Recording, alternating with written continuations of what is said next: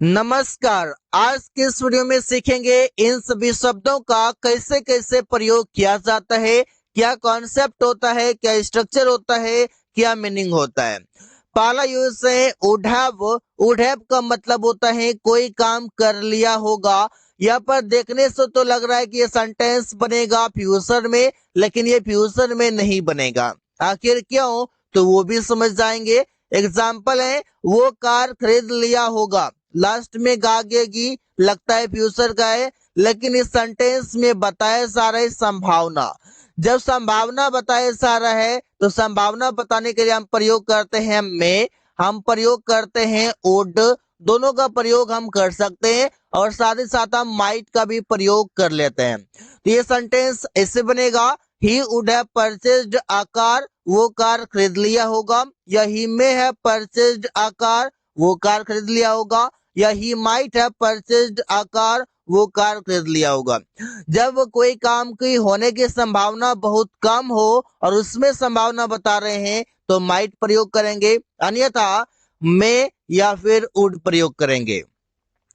रवि परीक्षा पास कर लिया होगा। Ravi would have passed the exam.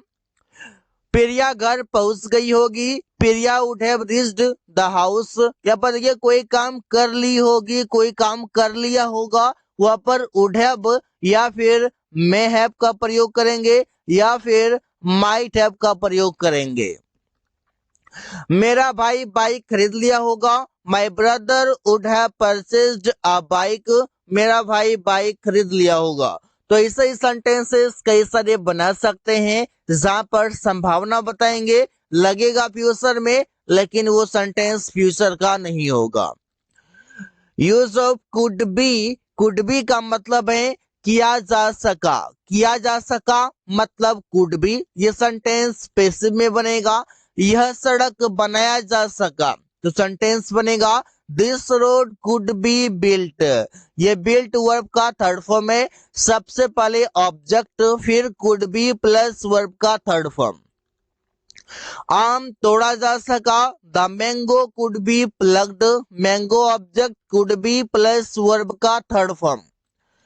उसे बुलाया जा सका, he could be invited. Ravi को पैसे दिया जा सका, Ravi could be given money. तो ऐसे ही सेंटेंसेस कई सारे बना सकते हैं। कुड बी मतलब कोई काम किया जा सका, object could be plus verb का third form. Would have to का मतलब है कोई काम करना पड़ता होगा। जब कोई काम करना पड़ता होगा तो वुड हैव टू का प्रयोग करेंगे। सेंटेंस बनेगा उसे उसका मदद करना पड़ता होगा, तो सेंटेंस बनेगा he would have to help him. Subject होगा would have to plus verb का फर्स्ट फॉर्म प्लस ऑब्जेक्ट होगा। रवि को पेड़ काटना पड़ता होगा, Ravi would have cut the tree. Ravi would have to cut the tree, Ravi को पेड़ काटना पड़ता होगा। उन लोगों को रात भर जगना पड़ता होगा, they would have to get up the whole night. यहाँ पर आप सेंटेंसेस ऐसे ही कई सारे बना सकते हैं कि they would have to get up the whole night, उन लोगों को रात भर जगना पड़ता होगा। तुम लोगों को दुकान में काम करना पड़ता होगा, you would have to work at the shop. तो ऐसे ही सेंटेंसेस कई सारे बना सकते हैं। ये स्ट्रक्चर भी समझ में आ गया, सेंटेंस भी कैसे कैसे बन रहा है ये भी आप समझ चुके हैं। हैविंग टू का मतलब है कोई काम करना पड़ रहा है। जब कोई काम करना पड़ रहा है तो प्रयोग करेंगे हैविंग टू। सेंटेंस बनेगा उसे खाना पकाना पड़ रहा है, he is having to cook food. Subject is am are plus having to plus verb का फर्स्ट फॉर्म प्लस ऑब्जेक्ट होगा। तुम लोगों को पेड़ काटना पड़ रहा है, you are having to cut the tree. You are having to cut the tree, तुम लोगों को पेड़ काटना पड़ रहा है। उसे दवाई खाना पड़ रहा है, he is having to take medicine. He is having to take medicine, उसे दवाई खाना पड़ रहा है। मुझे उसका इंतजार करना पड़ रहा है, I am having to wait for him. I am having to wait for him, मुझे उसका इंतजार करना पड़ रहा है। सो गाइस ऐसे ही सेंटेंसेस कई सारे बना सकते हैं। वांट टू इसका मतलब होता है चाहता हूँ, चाहती हूँ, चाहता है और चाहिए, दोनों सेंस के लिए प्रयोग करते हैं। सेंटेंस बनेगा मैं अंग्रेजी सीखना चाहता हूँ, I want to learn English. Subject want to plus verb का फर्स्ट फॉर्म प्लस ऑब्जेक्ट होगा। वे लोग एक कार खरीदना चाहते हैं, they want to purchase a car. They want to purchase a car, वे लोग एक कार खरीदना चाहते हैं। मुझे कुछ पैसे चाहिए, I want some money. I want some money, मुझे कुछ पैसे चाहिए। रवि को 10 कुर्सियां चाहिए, रवि वांट्स 10 चेयर्स। यह पद के सब्जेक्ट वांट, इसके बाद ऑब्जेक्ट अगर आता है इसका मीनिंग हो जाएगा चाहिए। अगर वांट टू के बाद वर्ब का फर्स्ट फॉर्म लगाते हैं इसका मतलब हो जाएगा चाहते हैं, चाहती है, चाहता है। रवि को 10 कुर्सियां चाहिए तो रवि वांट्स 10 चेयर्स। ये 10 चेयर्स क्या है? ऑब्जेक्ट है। सम मनी क्या है? ऑब्जेक्ट है। जब वांट के बाद सीधा ऑब्जेक्ट आ जाए तो मीनिंग देगा चाहिए, और अगर वांट के बाद टू भी वन आ जाए तो मीनिंग देगा चाहता हूं, चाहता है। यूज ऑफ अबाउट टू का मतलब है कोई काम करने वाले हैं, कोई काम करने वाले हैं, किसी भी काम के होने की नजदीकी को बताना।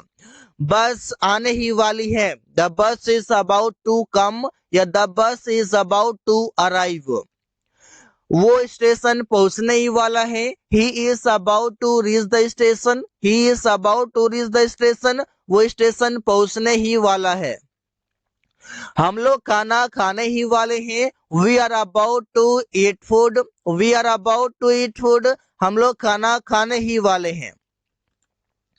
रोहित आम तोड़ने ही वाले हैं, Rohit is about to plug the mangoes. Rohit is about to plug the mangoes, Rohit आम तोड़ने ही वाले हैं। सो गाइस ऐसे ही सेंटेंसेस कई सारे बना सकते हैं। Use of used to be इसका मतलब है कोई चीज हुआ करता था, ऐसे बोल सकते हैं। तो सेंटेंस बनेगा वो एक डॉक्टर हुआ करता था, he used to be a doctor. He used to be a doctor, वो एक डॉक्टर हुआ करता था। रवि चोर हुआ करता था, Ravi used to be a thief. Ravi used to be a thief, Ravi चोर हुआ करता था। रमेश शिक्षक हुआ करता था, Ramesh used to be a teacher. तुम लोग खिलाड़ी हुआ करता था, you use to be a player. You use to be a player, तुम लोग खिलाड़ी हुआ करता था। तो ऐसे ही सेंटेंसेस आसानी से बन सकते हैं। नीड टू इसका मतलब है कोई काम करने की जरूरत है, तो सेंटेंस बनेगा उसे अंग्रेजी सीखने की जरूरत है, he needs to learn English. Need में एस भी लग जाएगा जब सब्जेक्ट सिंगुलर आएगा। पिंकी को खाना पकाने की जरूरत है, Pinky needs to cook food. Pinky को खाना पकाने की जरूरत है, सब कोई काम करने की जरूरत है, तो नीड टू के बाद वर्ब का फर्स्ट फॉर्म यूज कर सकते हैं। हम लोगों को गरीबों की मदद करने की जरूरत है, we need to help the poor. We need to help the poor, हम लोगों को गरीबों की मदद करने की जरूरत है। रमेश को बुलाने की जरूरत है, Ramesh needs to call. Ramesh needs to invite, दोनों तरीके से बोल सकते हैं। So guys thanks for watching, that's all for today.